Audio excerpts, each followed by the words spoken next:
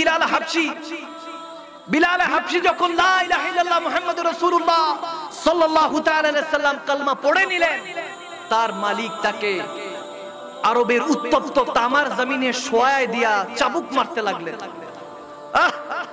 কি কষ্ট করেছেন সাহাবায়ে রাসূলরা, দৌড়া মারছে, বলতেছে এক আল্লাহর কালমা ছেড়ে দাও, মুহাম্মদ আরবীর দলমত ছেড়ে দাও। বিলাল হাবশীর উপর পাথর চাপা দেওয়া হলো, তারপরও বলতেছে লা ইলাহা ইল্লাল্লাহ মুহাম্মাদুর রাসূলুল্লাহ। আল্লাহু আকবার বলেন। তারপরও বিলাল হাবশী কালমা ছাড়ে না, চাবুক মারে, এদিক দিয়ে চাবুক মারে, ওদিক দিয়ে মুচকি হাসি দেয়। সে কাফের মুশরিক বলতেছে ব্যাপার কি বেলাল, তোমাকে চাবুক মারা হচ্ছে, তুমি হাসতেছো কেন, হাসতেছো কেন? হাদিস শরীফের মধ্যে এসেছে, তাসাউফের হযরত জালালউদ্দিন রুমি রাহমাতুল্লাহ আলাইহি মাসনাবী শরীফের মধ্যে এটা কোট করেছেন যে আশিক बनना है तो बिलाल हबशी की तरह बनो। আশিক হওয়া চাই তো বেলাল হাবশীর মতো আশিক হও, ওয়াইস কুরুনের মতো আশিক হও। তিনি বলছেন যে বেলাল হাবশীকে চাবুক মারা হতো, বেলাল হাবশী উফ করতেন না, বরং মুচকি হাসি দিতেন। জিজ্ঞাসা করা হলো ঘটনা কি, বলতেছে যখন আমাকে চাবুক মারা হয় ওদিক দিয়ে সমস্ত পর্দা উঠে আমি দয়াল নবীকে দেখতে পাই। মদিনা মদিনা আশিক ও মুমিনের ঠিকানা, ঠিক কি না? দিদার পে কাঁদো তোমরা, হও না নবীর দিওয়ানা। মদিনা মদিনা আশিক ও মুমিনের ঠিকানা। জালালউদ্দিন সৈয়দী ৭৫ বার দেখলেন নবীজি, চিল্লায়ে বলেন ইয়া রাসূলুল্লাহ। জালালউদ্দিন সৈয়দী ৭৫ বার দেখলেন নবীজি, এতবার দেখিয়াও নবী, এতবার দেখিয়াও নবী, তৃপ্তি তার মিটলো না। মদিনা মদিনা আশিক ও মুমিনের ঠিকানা, সবাই মদিনা মদিনা আশিক ও মুমিনের ঠিকানা, ঠিক কিনা? আওয়াজ দিয়ে বলেন ঠিক কিনা? আশিকদের মন থেকে এরকম তখন কালাম বের হয়ে যায়, সুবহানাল্লাহ বলুন। এজন্য আমি গুনাহগারও একটা কালাম লিখেছি, মদিনাওয়ালা আমি তোমারি, মদিনাওয়ালা তুমি আমারি। সুবহানাল্লাহ বলবেন না? মদিনাওয়ালা আমি তোমারি, মদিনাওয়ালা তুমি আমারি। মদিনাওয়ালা আমি তোমারি, মদিনাওয়ালা তুমি আমারি। বিলাল দেখো কবুল হয়েছে, মদিনাওয়ালা নিজে কিনেছে, চিল্লা বলেন সুবহানাল্লাহ। দয়াল নবী বলে বেলাল, ও আমার বেলাল তোমার কষ্ট হচ্ছে না তো? বেলাল বলে ইয়া রাসূলুল্লাহ কষ্ট হচ্ছে না, যতবার চাবুকের আঘাত পাই, আঘাতে জর্জরিত হয়, ততবার আপনার চেহারা মোবারক দেখি, মনে হয় মুস্তাফা নয় মওলা দেখি। আল্লাহু আকবার বলেন, আল্লাহু আকবার। তা আমি তখন লিখছিলাম, বিলাল দেখো কবুল হয়েছে, মদিনাওয়ালা নিজে কিনেছে। তখন আমার রাসূল আবু বকরকে পাঠিয়ে দিলেন, বলো যাও আমার বেলালকে খরিদ করে নিয়ে আসো। আল্লাহু আকবার বলেন, আল্লাহু আকবার।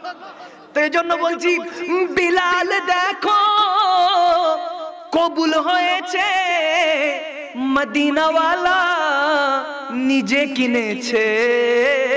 নসিব দেখো নসিব কেমন, গোলাম দেখো বেলাল যেমন।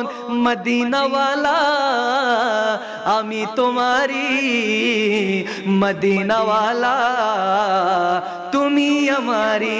সবাই মহব্বতে মদিনাওয়ালা আমি তোমারি, মদিনাওয়ালা তুমি আমারি। হাম মসজিদে আকসা রসুল পৌঁছালেন, নামাজ পড়ে নবীগণ বললেন নামাজ দেখো নামাজ কেমন, ইমাম দেখো আমার নবীজি যেমন। চিল্লা বলেন সুবহানাল্লাহ। সমস্ত নবী রাসূলরা আমার নবীর পিছনে কাতারবন্দি হয়ে নামাজের জন্য দাঁড়িয়ে গেলেন মসজিদুল আকসায়। কার ইচ্ছায়? আওয়াজ দিয়ে বলুন না, কার ইচ্ছায়? ইমামকে, ইমামকে, আমাদের দয়াল নবী ইমামকে আহা নাজ করেন, শুকরিয়া আদায় করেন, সেই নবীর উম্মত হয়েছি, সেই নবীর উম্মত হয়েছি। আহা এক শায়ের বলছেন, তোমার উম্মত হতে চেয়েছিল সকল নবী, তাই তোমার দিকে ঝুঁকে পড়ে সৃষ্টির সবই, সৃষ্টির সবই। তুমি সেই নবী যার কদমে চন্দ্র রবি, তুমি সেই নবী যার কদমে চন্দ্র রবি। ঝুঁকে থাকে সর্বদা ভিক্ষুক হয়ে, ইয়া রাসূলুল্লাহ ইয়া হাবিবাল্লাহ, ইয়া রাসূলুল্লাহ ইয়া হাবিব। আমি ধন্য গো রাসূল তোমাকে পেয়ে। আপনারা ধন্য তো? আপনারা ধন্য? নারাজ না খুশি? খুশি নাকি নারাজ? তাহলে জুবান কারো বন্ধ থাকবে না। যাদের মনে হয় আমি দয়াল নবীর উম্মত হতে পেরে বড় খুশি, মওলা তোমার কাছে শুকরিয়া আদার্থে এখন সেই নবীর শানের নাত পড়ছি। রাজি আছি কি নাই? আওয়াজ দিয়ে বলুন রাজি আছি কি নাই? সবাই মহব্বত নিয়ে। আমি ধন্য গো রাসূল এ মোরা ধন্য গো তোমায়, আমি আরো বেশি ধন্য তোমার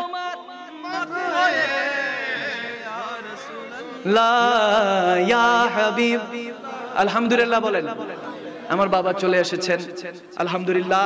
আমি বেশি আপনাদেরকে কষ্ট দিই না, কষ্ট দিয়েছি, আপনাদের কাছে ক্ষমা চাই। মাফ করে দিবেন না? মাফ করে দিবেন তো?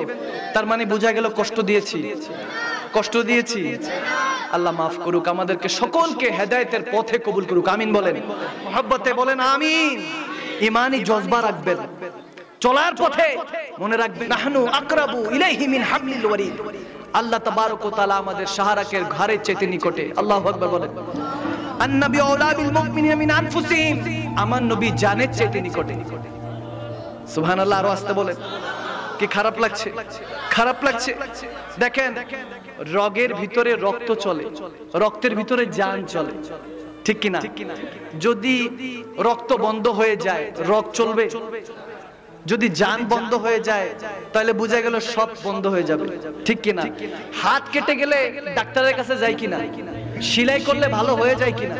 কিন্তু ঘাড়ের রগটা যদি কেটে যায়, এই পিছনের ঘাড়ের বাঁচার উপায় আছে? আল্লাহ বলতেছেন নাহনু ইলাইহি মিন হাবলিল ওয়ারিদ আকরাবু, আমি এত নিকটে তোমার ঘাড়ের শাহী রগের চাইতে নিকটে। সুবহানাল্লাহ বলবেন না? বুঝা গেল আল্লাহ এমন জায়গায় যেদিকে কাইটা গেলে আর বাঁচার উপায় আছে নাই। আবার বলছে দেখেন বন্ধুকে কোথায় রাখে। আল্লাহু আকবার বলেন। নিজে রগের চাইতে নিকটে, রগের ভিতরে রক্ত চলে, রক্তের মধ্যে জান চলে, জানের মধ্যে বলে যে এ মুমিন আন-নবী আওলা বিল মুমিনিনা মিন আনফুসিহিম, মুমিনের জানের চাইতে নিকটে। বুঝা গেল রগের মধ্যে আল্লাহ, রগের ভিতরে রক্ত, রক্তের মধ্যে জান, আর জানের ভিতরে রাসূলুল্লাহ। বলে আমার নবীকে ভিতরে রাখছি। বুঝা গেল বাইরে আল্লাহ পাহারা দিয়ে ভিতরে হাবিবরে সুরক্ষিত রেখেছে। চিল্লা বলেন না আল্লাহু আকবার। আমার নবীর শান বাড়িয়েছেন কে? চিল্লা বলেন কে? ওয়ারাফানা লাকা যিকরা কোরআনে আছে কি নাই? আছে কি নাই? সেটা কিয়ামত পর্যন্ত নয়, কিয়ামতের পরেও, কিয়ামতের পরেও কিনা পরে। আমি আরো বেশি ধন্য তোমার লা ইয়া হাবিব। আলহামদুলিল্লাহ বলেন। আমার বাবা চলে এসেছেন, আলহামদুলিল্লাহ। আমি বেশি আপনাদেরকে কষ্ট দিই না, কষ্ট দিয়েছি, আপনাদের কাছে ক্ষমা চাই। মাফ করে দিবেন না? মাফ করে দিবেন তো? তার মানে বোঝা গেল কষ্ট দিয়েছি, কষ্ট দিয়েছি।